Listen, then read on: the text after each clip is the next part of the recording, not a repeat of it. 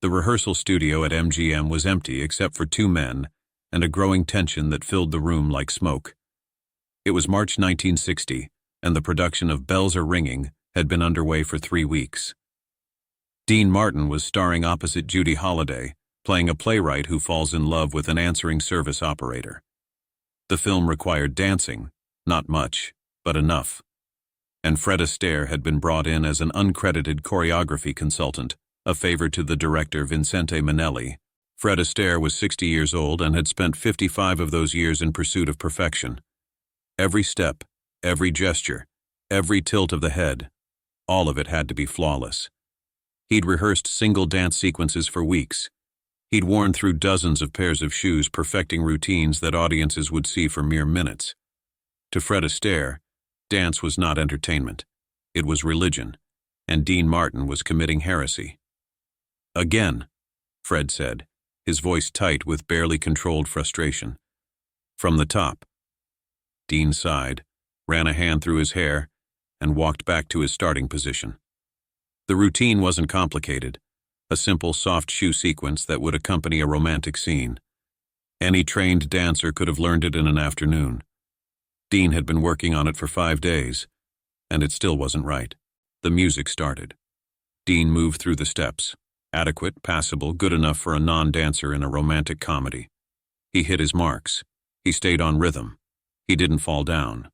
But Fred's face grew darker with every measure. "Stop," Fred said, waving his hand at the pianist. The music died.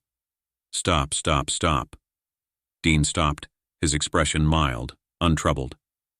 "What's wrong now?" "Everything. Everything is wrong." Fred walked toward him, his dancer's posture making him seem taller than his modest height. "Your feet are lazy. Your arms are sloppy. You're not committing to the movements. You're just going through the motions. I'm hitting the marks." "Hitting the marks isn't dancing. A trained monkey can hit marks." Fred's voice rose. "Dancing is precision. Dancing is intention. Dancing is making the audience believe that every movement is exactly what you meant to do, exactly when you meant to do it." Dean shrugged. "It looks fine to me." "Fine?" The word came out like a curse. "Fine is not acceptable. Fine is mediocrity. Fine is an insult to the art form." "Fred, it's a romantic comedy. People aren't coming to see me dance. They're coming to see me and Judy fall in love. The dancing is just..." "Just what? Just filler? Just something to endure until the real movie starts?" Fred was genuinely angry now, his famous composure cracking. "Every moment on screen matters. Every single moment. If you're not giving your best in the dance sequences, you're cheating the audience. You're cheating the film. You're cheating yourself." Dean's expression remained calm, almost serene. This only seemed to infuriate Fred more. "Say something," Fred demanded. "Defend yourself. Tell me I'm wrong." "You're not wrong. You're just..." Dean paused, searching for the right word. "You're operating on a different frequency than me." "What does that mean?" "It means we have different definitions of success." Dean walked over to a chair and sat down, reaching for a glass of water. "You see a dance sequence that's 90% perfect, and you're devastated by the missing 10%. I see a dance sequence that's 90% perfect, and I'm thrilled that I got 90%. That's the problem. That's exactly the problem." Fred's voice was sharp with contempt. "You've built your entire career on good enough, on close enough, on giving 80% and charming your way through the rest. And it's worked pretty well so far." "Has it?" Fred stepped closer, his eyes burning. "You have talent, Dean. Real talent. I've seen it in moments when you forget to hold back, but you're so afraid of trying, really trying, that you sabotage yourself. You hide behind that lazy persona so that if you fail, you can say you weren't really trying anyway." The words hung in the air. Dean's expression flickered, just for a moment, before the mask slid back into place. "That's quite an analysis," Dean said mildly. "It's the truth, and you know it." Fred sat down across from him, suddenly looking tired. "I've watched you for years, Dean. On television and films. You're capable of so much more than what you give, but you've chosen to coast. to be adequate instead of excellent, and it drives me absolutely crazy. Why does it matter to you what I do with my career? Because talent is rare. Genuine talent is precious. And when someone with talent chooses to waste it, Fred's voice caught slightly. It feels like a betrayal. A betrayal of everyone who worked twice as hard with half the ability and never got anywhere. Dean was quiet for a moment, studying Fred with an expression that was harder to read than usual. "Can I tell you something?" Dean asked. "Please." When I was a kid in Steubenville, Ohio, there was a dance teacher, Mrs. Caruso. She taught all the Italian kids in the neighborhood. Tap, ballroom, whatever their parents could afford. Dean's voice was soft, distant. I went to her for 3 years. I was pretty good. Better than pretty good, actually. She used to say I had natural rhythm, natural grace. She wanted me to pursue it seriously. Fred listened, surprised. He'd never heard Dean talk about his childhood, about any kind of formal training. What happened? I performed in a recital when I was 12. Worked on the routine for months. Practiced until my feet bled. I wanted to be perfect. Genuinely perfect, the way you're talking about. Dean paused. And I was good. Really good.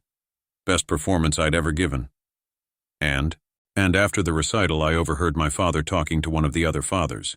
He said, Dean's voice tightened almost imperceptibly. "The kid's got moves, but he'll never make it.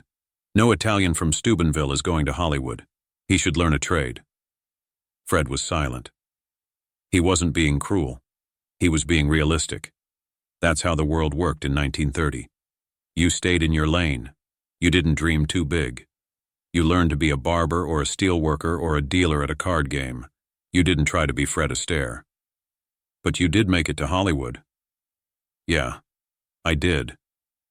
Dean smiled slightly, but there was no warmth in it. And you know how I did it? By not trying too hard. By never letting anyone see how much I wanted it. Because if you don't try, you can't fail. If you don't care, they can't hurt you. Fred felt something shift in his chest. He'd come into this conversation ready to lecture Dean about discipline and excellence. He hadn't expected this. A confession, a wound, a glimpse beneath the surface. "That's a terrible way to live," Fred said quietly. "Probably. But it's kept me alive." Dean stood up and walked to the window, looking out at the studio lot. "You grew up in Omaha, right? Middle-class family? Vaudeville parents who believed in you?" "Yes." "So you learned early that trying hard was rewarded, that if you worked hard enough you'd succeed, that the world was basically fair." "I suppose so. I learned the opposite." Dean turned to face him. "I learned that the world is rigged against people like me, that no matter how hard you try, someone will always be there to tell you you're not good enough, you're not the right kind, you don't belong. So I stopped trying. I made not trying my brand. And it worked. Not because I'm talented, though I am, but because I found a way to succeed without ever putting myself in a position to fail." Fred was quiet for a long moment, processing this. He'd spent his entire career believing in the gospel of hard work, of perfectionism, of giving everything to your art.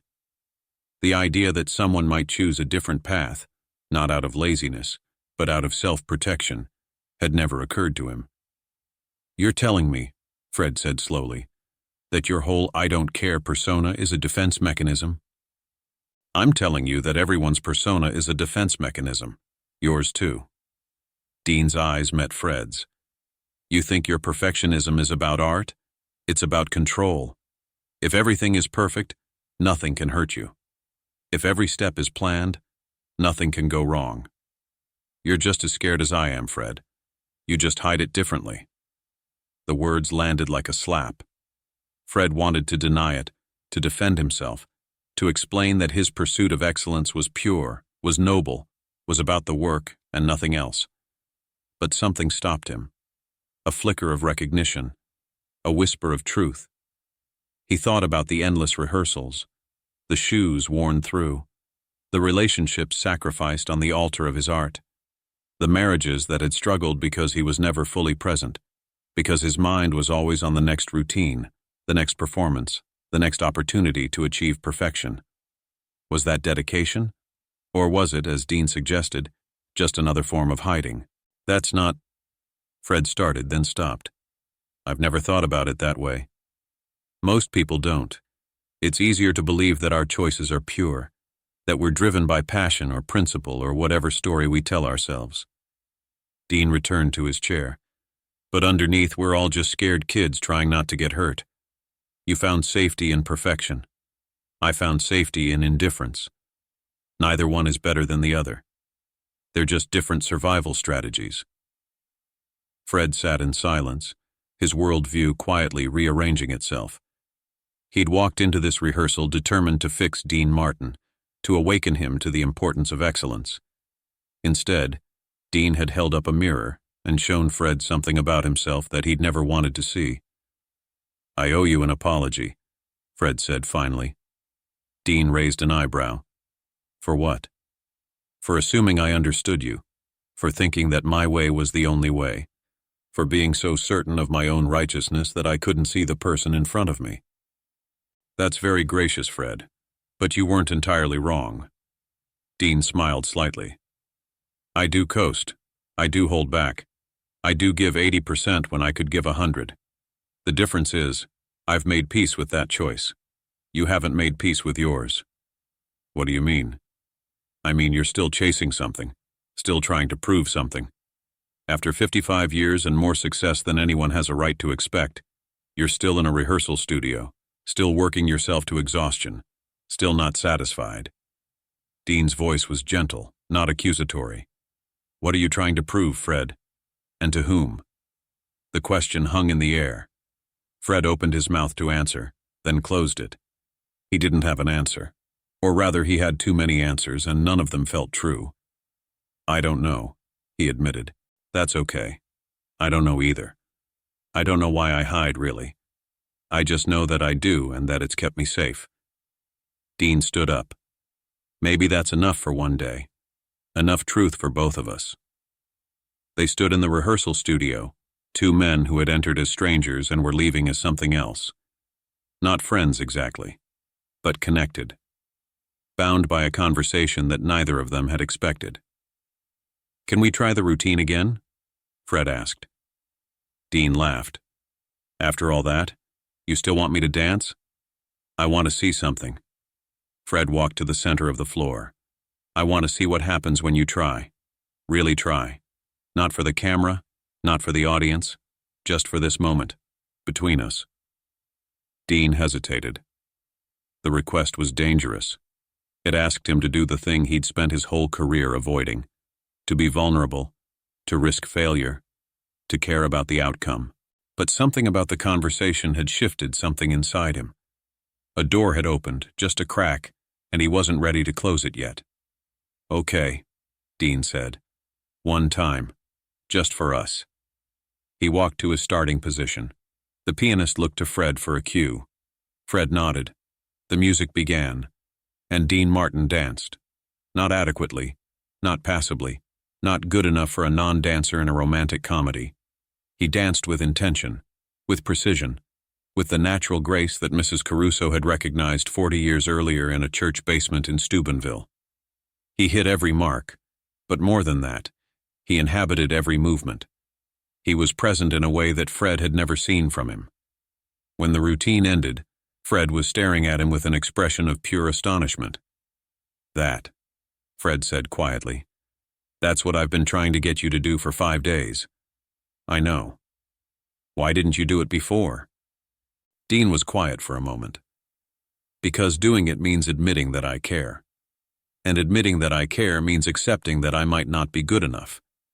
It's easier to be lazy on purpose than to try hard and fall short. You didn't fall short. That was beautiful. It was terrifying. Dean's voice was barely above a whisper. Every second of it, knowing that you were watching, judging, comparing me to yourself, knowing that I'd never be as good as Fred Astaire, no matter how hard I tried. It's true, and it's okay. Dean smiled, and for once the smile reached his eyes. I'm not trying to be Fred Astaire. I'm just trying to be Dean Martin, and maybe that's enough. Maybe enough is okay. Fred felt tears prick at his eyes. Unexpected, unwelcome, but undeniable. Something about this moment had broken through his own defenses, his own carefully constructed walls. "Can I tell you something?" Fred asked. "Of course. I've spent my entire life trying to be perfect. Every performance, every rehearsal, every moment on stage or screen. I've sacrificed relationships, health, peace of mind, all in pursuit of an ideal that keeps receding the closer I get to it." Dean nodded slowly. "I know. And watching you just now, watching you try, really try, and then accept that the result was good enough." Fred's voice caught. "I realized I've never done that. I've never allowed myself to be satisfied. Never allowed myself to say this is good without immediately thinking about how it could be better. That sounds exhausting. It is. It's the most exhausting thing in the world." Fred wiped his eyes. "And I think, maybe, you've just taught me something that I've spent 60 years refusing to learn." "What's that?" "That perfection isn't the goal. Connection is the goal. Being present is the goal. And sometimes, good enough is more than good enough. It's exactly right." They stood in the rehearsal studio as the afternoon light faded, two men who had started the day as opposites and were ending it as mirrors. The perfectionist and the coaster. The workhorse and the natural. The man who tried too hard and the man who was afraid to try at all. Different strategies, same fear underneath. "Can I ask you something?" Dean said. "Anything. If you could go back, knowing what you know now, would you do it differently? Would you ease up? Allow yourself to be good enough sometimes?" Fred thought about the question carefully. It deserved a careful answer. "I don't know," he said finally. "The perfectionism gave me my career. Without it, I might never have achieved what I achieved. But it also cost me things I can't get back. Time with my family, peace of mind, the ability to enjoy my own success. So it's a trade-off. Everything is a trade-off. Your way, my way, they both have costs. The question is which costs you can live with." Fred paused. "I think I've been paying a price I didn't fully understand. You helped me see that today. I didn't do anything. I just danced one routine. You did more than that." Fred extended his hand. "Thank you, Dean. For the conversation, for the honesty, for showing me that there's more than one way to survive in this business." Dean shook his hand. "Thank you for pushing me, for not letting me coast, for making me try, even when I didn't want to." They left the rehearsal studio together, walking out into the golden California evening. The lot was quiet. Most of the day players had gone home and only the diehards were still working in distant sound stages. "Same time tomorrow?" Fred asked. "Same time tomorrow. But Fred?" "Yes? Maybe we don't have to be perfect. Maybe we just have to be present." Fred smiled, a real smile, one that crinkled the corners of his eyes. "I'll try to remember that.